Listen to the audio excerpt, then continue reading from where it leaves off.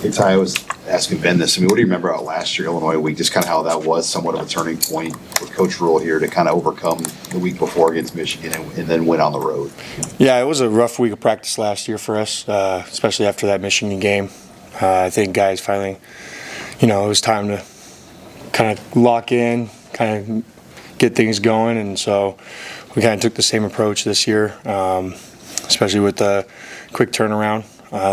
Yesterday, Coach Rule kind of took care of us, but there was a lot of mental work to it. We were in spiders, and then today was, a regular bloody Tuesday for us, full pads going at each other. I'm really, I'm happy with how the guys came out and attacked the work this week.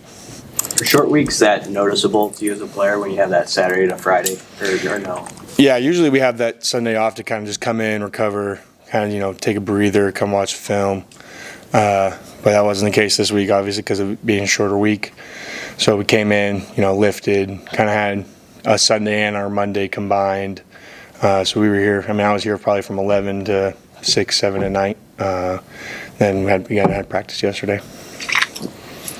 What kind of stands out to you about this Illinois team you're facing when you've watched them on film? Yeah, they're super physical up front.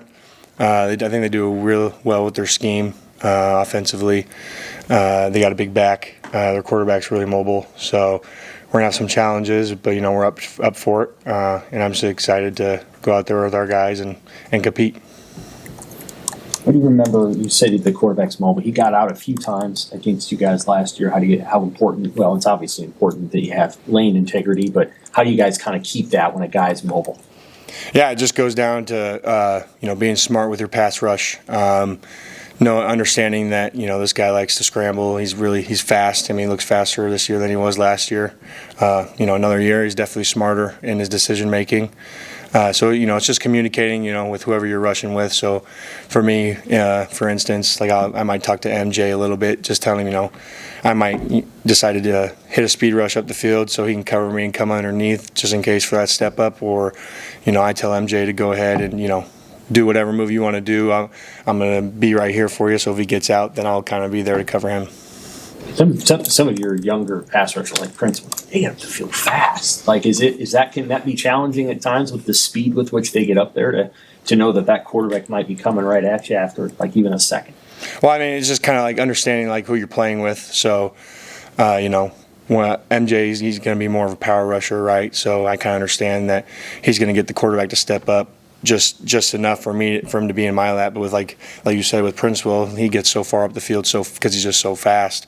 It makes me have to be all right, this guy's going to step up a little bit faster because Princewell's going to get there a little bit quicker. So I have to be more ready for my pass rush move to win, or working from B to A to B type of deal. It's sellout 400. You've been here since 2019. What are your memories of just the sellout streak of the fan base? Just in your time at Nebraska? Yeah, no, the fans here, there's I know they say there's no better place, but I really believe that. I've always, told how appreciative I am of the support that the fans gave us over the last 6 years I've been here.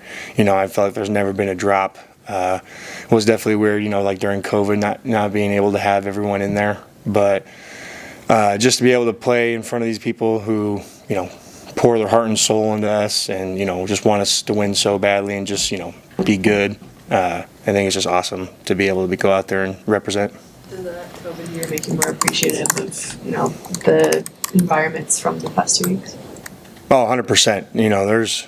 This is definitely the loudest, streak-wise, how loud it's been every game. Usually I'm able to hear kind of what the offense is saying, and now I got to kind of lean in and kind of put my ear so it looks like I'm listening to them, and so they might be a little bit more quieter, or they talk about it in the huddle or whatever. But the atmosphere this year has been absurd. It's been insane. You guys like this run of night games 3 in a row like this? Has it been kind of fun to be under the lights? Yeah, I always love night games, but sitting around in the hotel all day is kind of challenging, just because I know a lot of guys have also said you don't want to get hyped up too quick, and then you don't have any juice for the game later. But being able to play a night game in front of everybody, and I think it adds an extra layer of that atmosphere that Nebraska brings. Well, some guys go to classes Friday on the team. You talk to anybody with school still going on, or will you guys be able to do your normal Friday routine?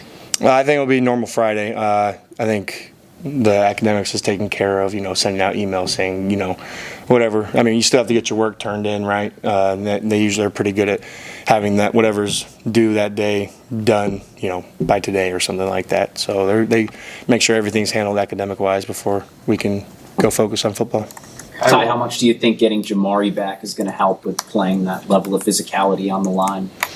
Jamari, he brings this kind of unnatural juice to the defense, I think. And, it might have been something we were lacking last week, just kind of we're a little dull. I don't think anybody, didn't want to go out there and play, right? But I think he brings this kind of spark and energy that definitely fits well within our defense. It feels like Kai's been playing some good football, and he had that red shirt last year. It sounds like Riley's going to do the same thing this year. How have you seen him jump, and also what does it say to you that guys are willing to kind of accept that and see the bigger plan? Well, I mean, from me personally, I redshirted also, right? So just to be able to tell those guys, look, another year of development where you can go against, the one offense every single day just to get better and hone your craft.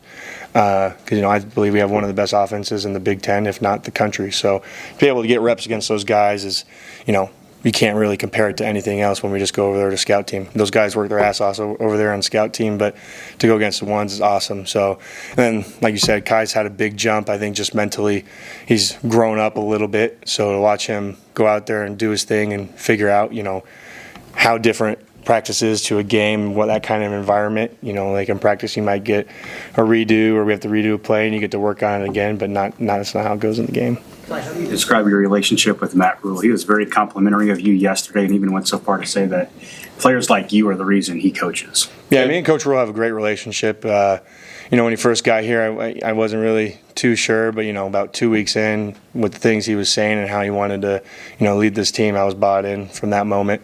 And I just think that it just goes to show, buying in, and now here we are in year 2. I mean, that's the reason why I came back, because I knew it was going to work. So just to be able to see it come true is awesome. And yeah, so the relationship with me and him, like back and forth, we go back and forth on the field. I'll stop by his office just to chat with him for 5 minutes or whatever before meetings, and then, yeah. Coach Rule used you as an example with redshirting Riley this season, saying that, you can be Ty in the future. Like, what did your redshirt year mean for you in your career development? Yeah, so, I looked at guys like Stilly.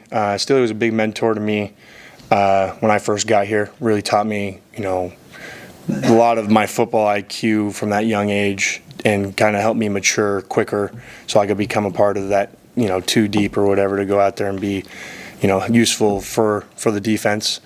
And, going against that offense every day, it was a lot of fun because, yeah, they told me kind of what to do, but they just said really try to mess them up and, just go as hard as you can. So I think it helped me find that motor to kind of, and then, sometimes you don't even have a rotation on scout, so you're taking all of those plays. So then, stamina goes up and conditioning goes up as well.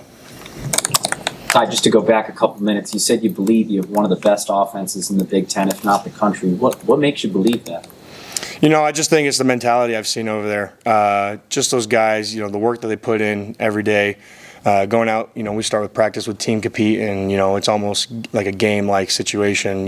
Guys are going 110% against each other. So it's almost like, we're getting extra game reps during the week before we even get to the game. Anything else for Ty? Hey, there was a video of you kind of, with Jack Potenza. Yeah. Do you sometimes forget how big you are?